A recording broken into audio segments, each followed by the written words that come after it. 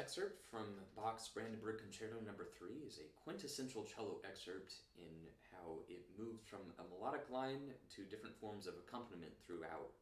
And each one is very, very important in how you're playing them. I highly recommend you listen to this one more than anything else in the YouTube video that has the score going along with it, which is what I like to watch when I'm studying excerpts. This begins at 8 minutes and 42 seconds. So listen to it on repeat. This is very important, I will say, because it was customary in Bach's time to write a dynamic for the orchestra as a whole, as a unit.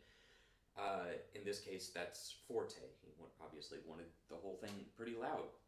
But it was the musician's job in that time to listen and adjust when you did not have the melody.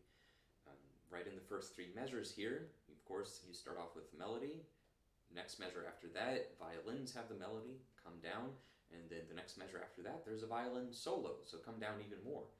And then later on, this is measure, the second half of 20, there's actually a viola solo, so you really want to help the violist out by coming down even more than before.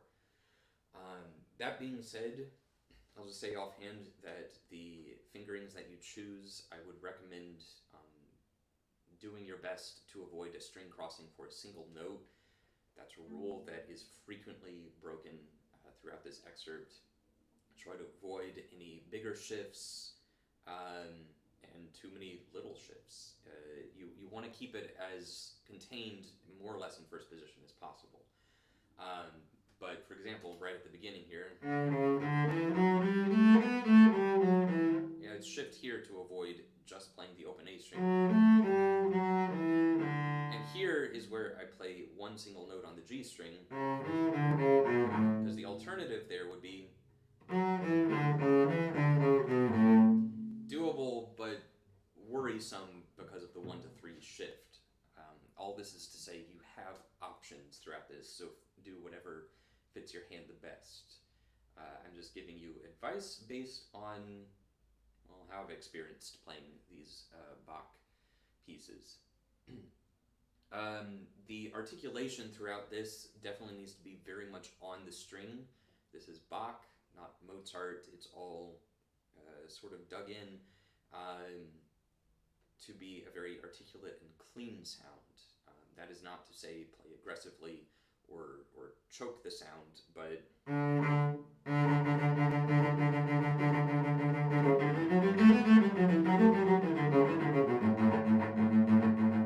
you can hear how each one is starting very, very articulately, and I'm doing this mostly with my wrist with a little bit of forearm. The eighth notes, a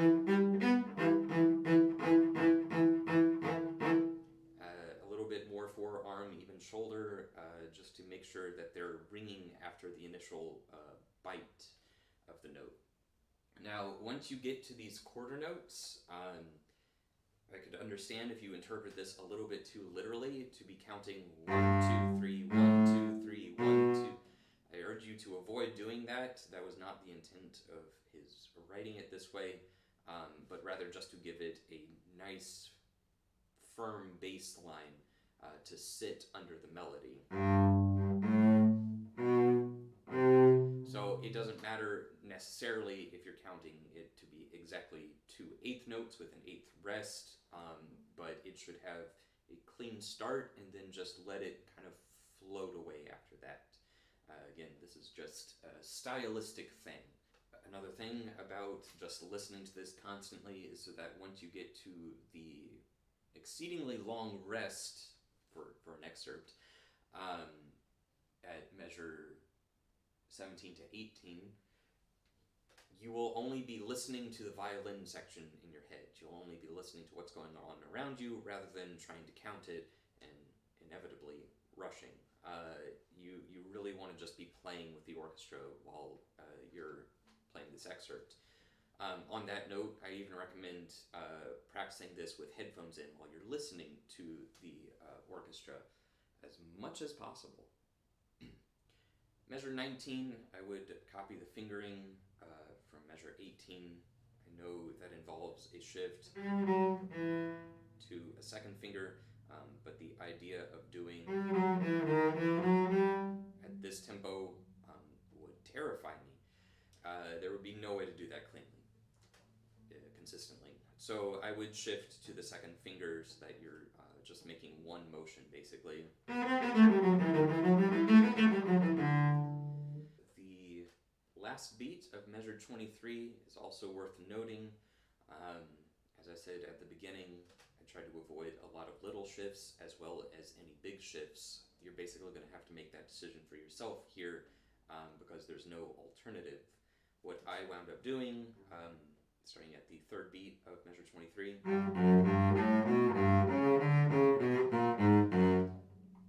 kind of a big shift up to the A sharp in fourth position, but it is only one shift. If you have the fingering printed in that I do, it's asking,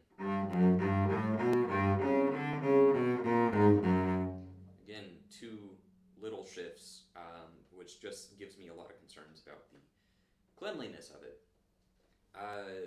But make whichever decision is most comfortable, most in tune to you. Now at measure 24, while this might not seem terribly important, I think this is maybe one of the most important parts of the excerpt, is just how you're holding these constant F sharps.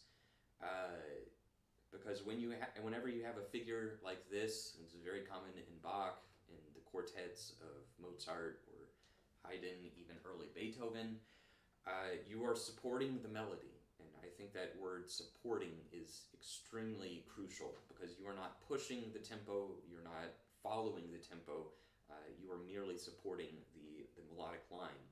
Of course, this is not the important part. Definitely a piano right here. But each note should still be present and speaking and just, again, listening to the melody that is going on your head as you've listened to this excerpt millions of times by now. If you do this fingering, getting out of it, I would recommend simply shifting to a 4 as quickly as possible.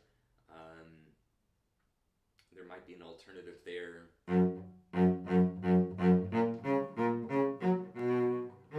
Kind of adds a lot of strange shifts, but it's doable considering these are 8th notes, not 16ths. But I would recommend.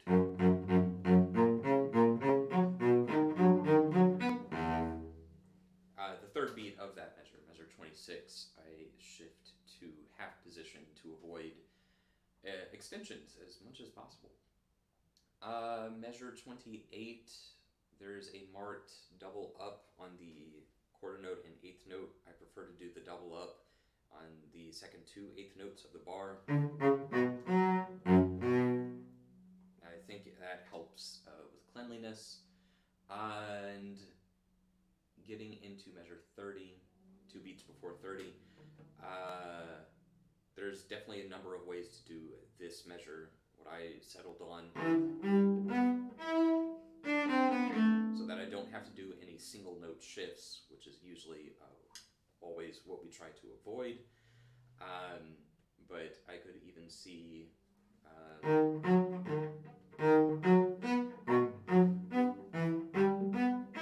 maybe something like that, where you're shifting up to 3rd position early, or if you're particularly bold, you can just shift up for the one note. Dangerous. But do definitely shift to 3rd position in measure 30.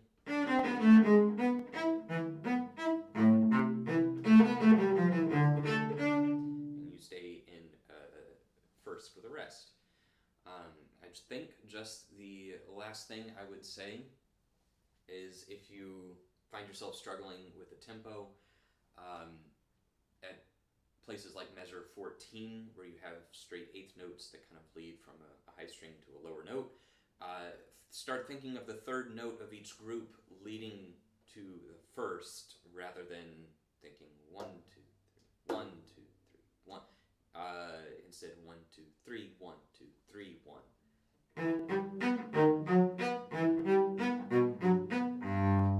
That should help propel you a little bit.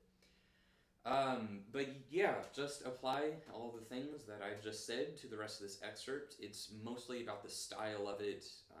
It's a very elegant piece, but very grounded in being the bass line of it. Of course, the basses would be doubling you in this excerpt. So it's just a very stylistically difficult piece to learn.